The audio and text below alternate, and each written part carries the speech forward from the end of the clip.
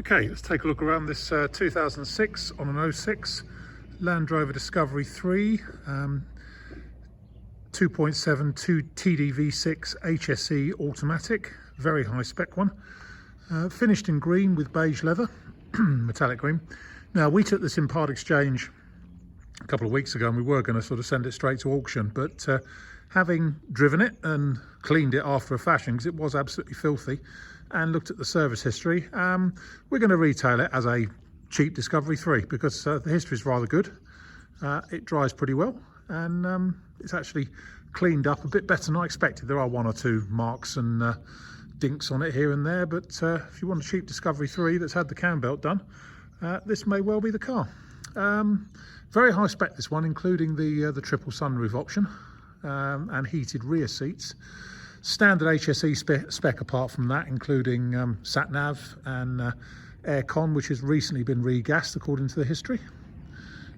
Service history is all up to date on it. It's also got headlamp guards front and rear, some auxiliary front lights which seem to have been originally dealer fitted because they've got Land Rover badges on and the switches inside, and it's a proper Land Rover switch for them.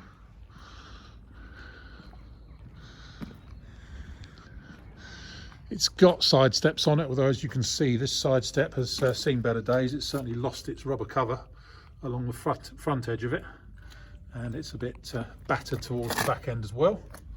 It's one of the reasons we thought about sending it to auction, but no.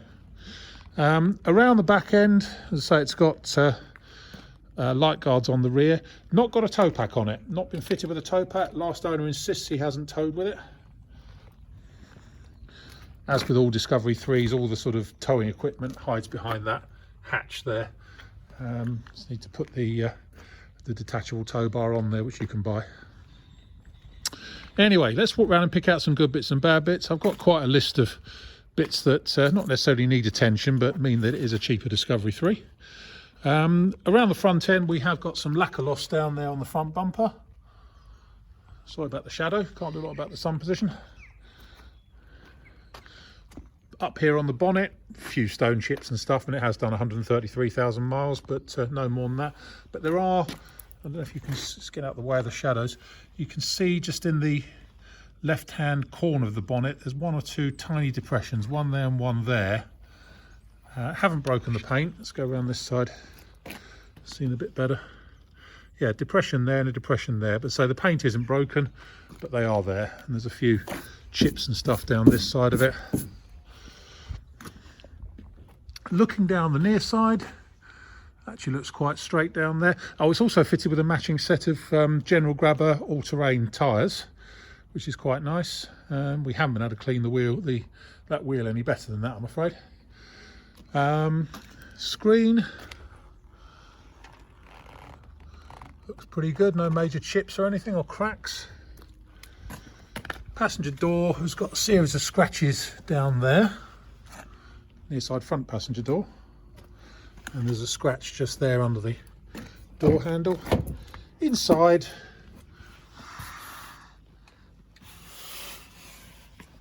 you see the headlining and the seats and everything.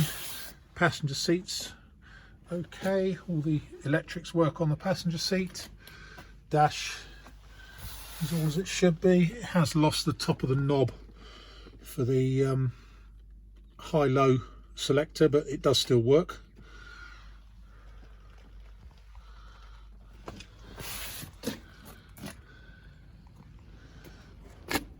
Near side rear door, there's a small mark just there, and in the back here, rear seats again okay. We have, as I say, cleaned it as best we can. As I say, it was absolutely filthy, this one, so we haven't fully valeted it, shall we say, but it's better than it was.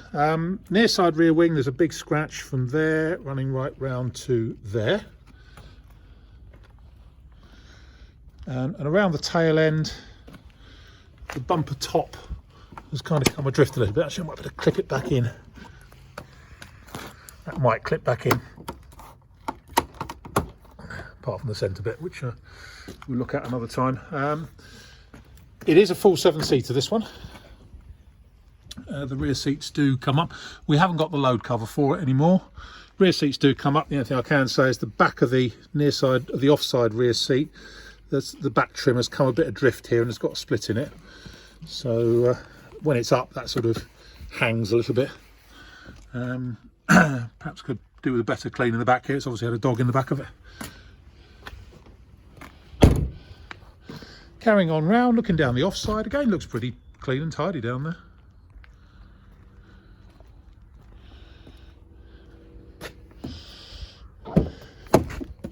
So look at that. A couple of scratches on the offside rear door just around there and up here.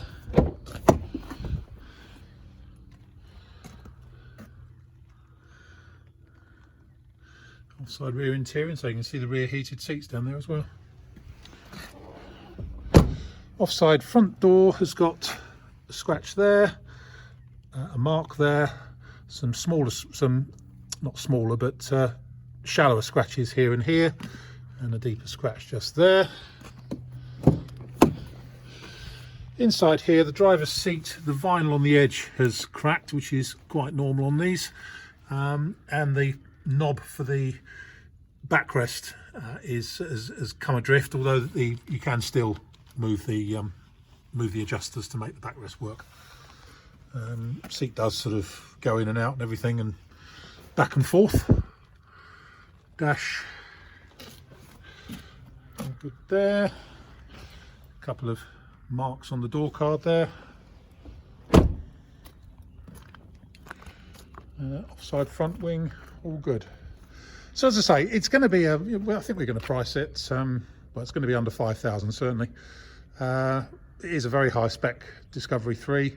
It's got good history, drives okay, and at the moment well, I think we're going to supply it with a fresh 12 months MOT as well, because at the minute it's MOT'd until April 2020. So yeah, it's better than I thought it was, shall we say. Not the most wonderful one in the world though. Anyway, my name is Simon. You can reach me in the office on 0118 907 1495, or you can go to our website, which is www.moto-drome.com. End.